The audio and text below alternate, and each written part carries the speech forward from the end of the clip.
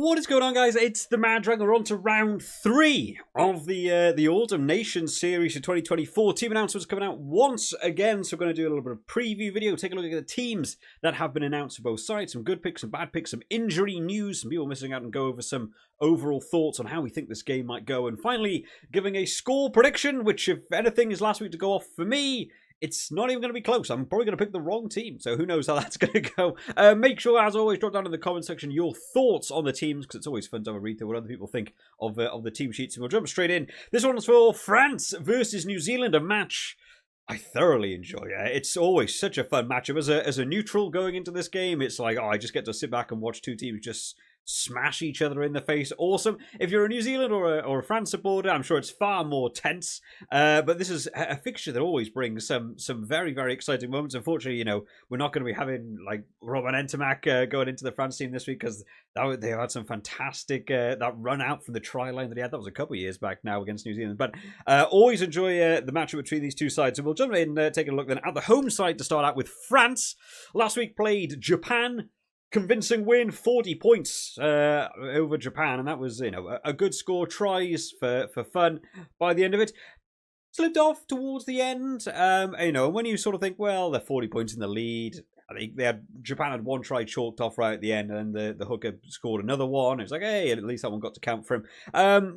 Doesn't matter that much necessarily when you're 40 points in the lead, but something against like New Zealand, I'm expecting a tighter scoreline. You can't afford to drop off in that final 10 minutes, because New Zealand won't stop. They'll keep coming for you, and you want to just keep on top of making sure you're not taking your foot off the gas right at the end. Play up till the 80th minute and just try and secure a win. But overall, I thought France looked pretty good. Probably one of the only sort of the Six Nations teams in general that didn't look to have as much rust as all the other Six Nations teams did, because there were some rough games on the weekend for some of those guys. Starting out in the front row then, Gross Mavaka and Tatafu going to be going in there. Mavaka last week had a good game at hooker, and then moved to open side flanker for the last bit, even though they definitely had a lot of cover in that back row. Testing the waters, trying out those different combinations. It's certainly a thing we're seeing more in rugby now, right? People being able to play multiple positions at an international standard, and it gives the coaches a bit more malleability with the team to test out some different things.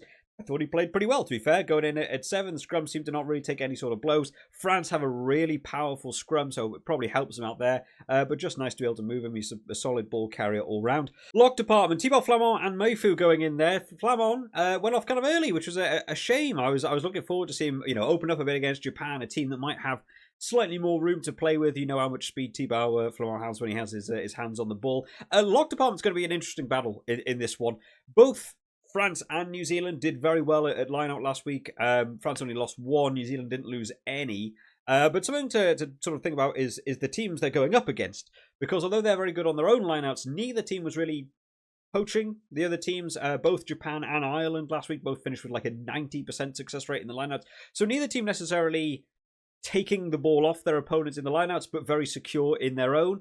I think it's an area to really look at in this game. If you can begin to take that away from the other team, with both of them feeling very confident in the lineout, I think that's something to be taking a look at, especially with the monster weighted forward pack that is in this France team. Driving mauls being taken away from them if New Zealand can poach some, or if you can start poaching some of New Zealand's, turn that into your own maul, that could be a really big positive in this game. Filling out that back row then, Boudehon goes in alongside Roumard, and Gregory Aldrit goes in that number 8 shirt. Boudehon came on last week, stomping around for fun, tries for days, having a great time at flank. I guess the start this week, so looking forward to see him there. Halfback partnership, Dupont going in once again alongside Ramos. Dupont, I think it took him a bit to actually get back to where you want to see him. I think as the game went on, you sort of felt like he was filling in a bit more where you used to seeing Dupont being. I had a couple of early mistakes in that game, which is not something you really used to be seeing. Ramos starting at 10 was a big talking point from the commentary team. We know Ramos can play 10. I thought he sort of orchestrated the game relatively well. Kicking game was looking pretty decent as well. I think that's still a good halfback partnership for them.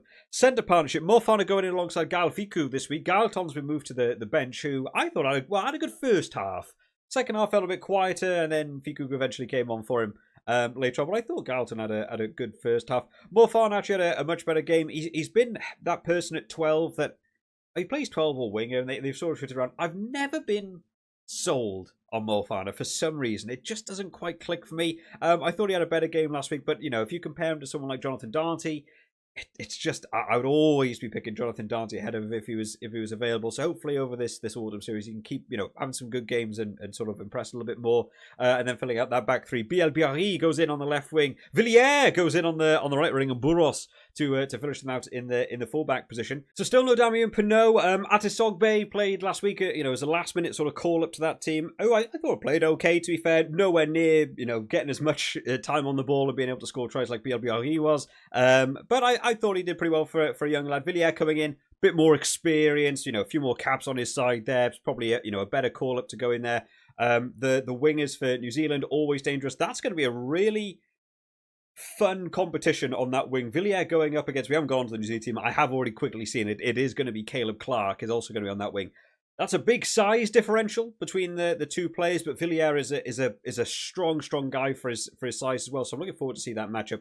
In terms of the replacement bench, then Julien Marchand going in alongside Avori and Colombe, who's, man, is that boy a unit when he comes on. I really enjoy seeing him. There are some big lads in this French team. They are really backing their weighted pack. The scrummaging in this game could be very interesting because they still don't have Ethan de Groot in that New Zealand team as of yet. Tamati Williams has I think been playing well, but just that experience level in the scrum is someone that has been being pinged the scrum penalties. There is a very weighty pack for the French lot. So, that might be one area to take a look at. Rest of the replacement forwards then, Tafai Fanua going in alongside of Gilliard and Charles Olivon coming on from the 21s shirt. They've gone for the 6-2. Le Garec and Gaëtan will be finishing the backs out as well. I assume Le Garec is looking to be like a 9/10 cover. I assume he's aiming to do both. Your fullback cover is done with Ramos, right? Yeah, I think you've got enough malleability there. And then Gaëtan is your centre coverage. Losing a winger. Mofana's going to slip out to the wing. I think they've got decent coverage for a 6-2. I think it'll be okay. It is interesting that they've loaded up so much on the forwards on the bench, though. One thing that I think does hit this French team just from having such big units can be fatigue.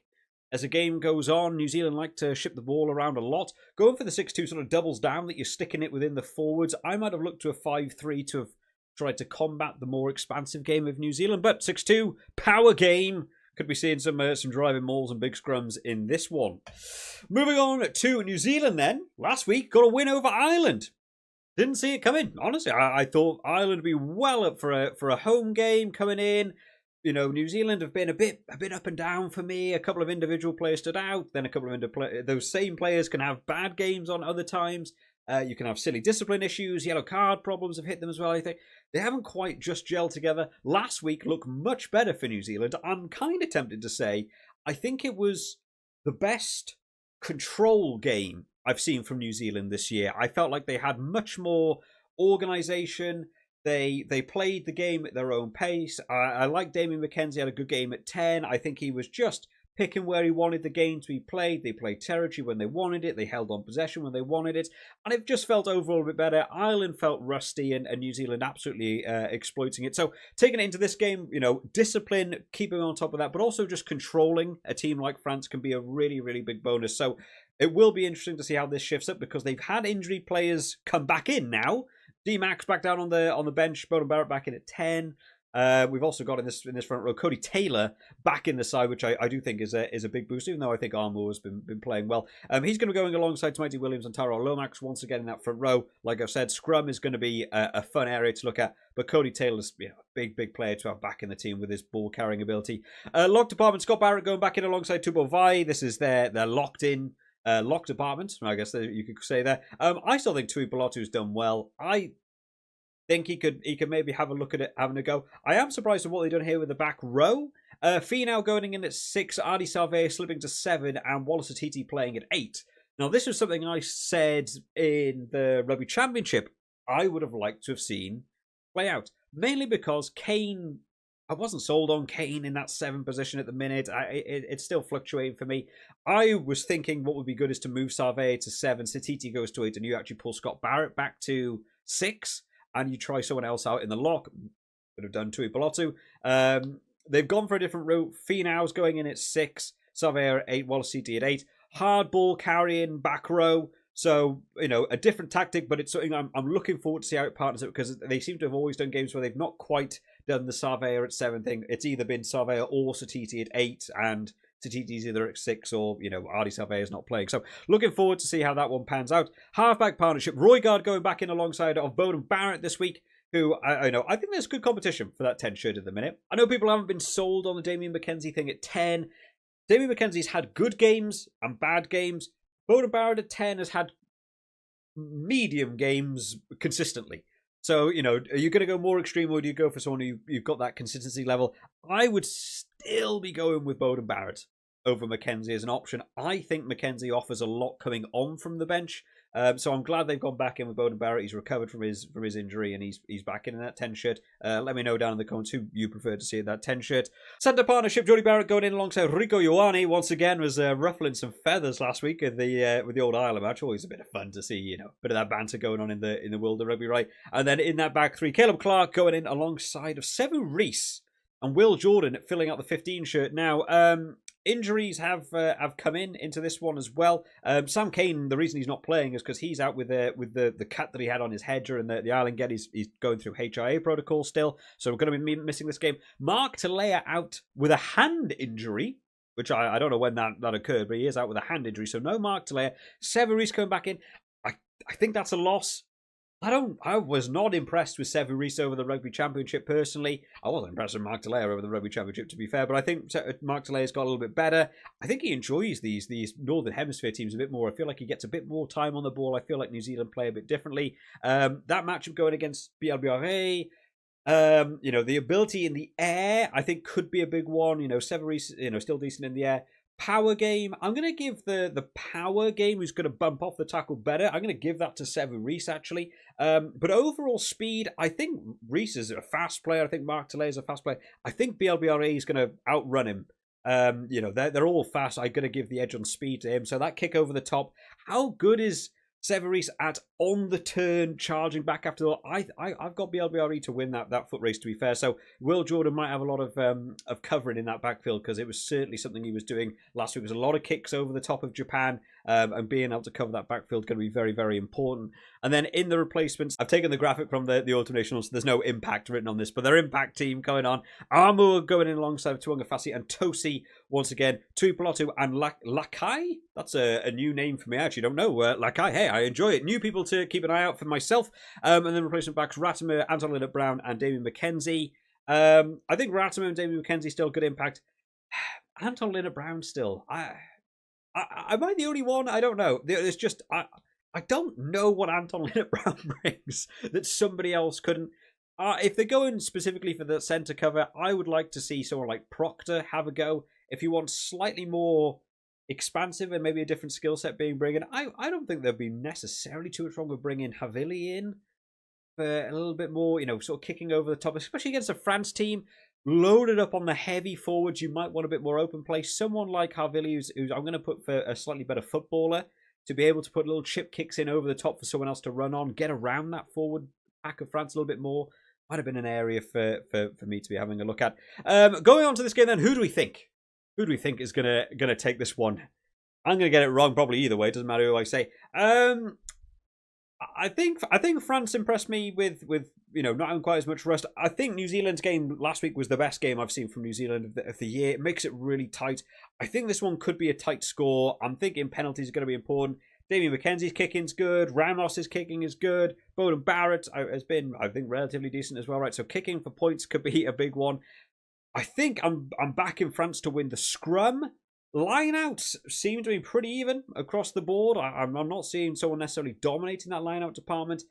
France have loaded up on the forwards. They're going to be able to bring the big power game. New Zealand maybe back in their backs a bit more to play more of an expansive game. Home advantage to France.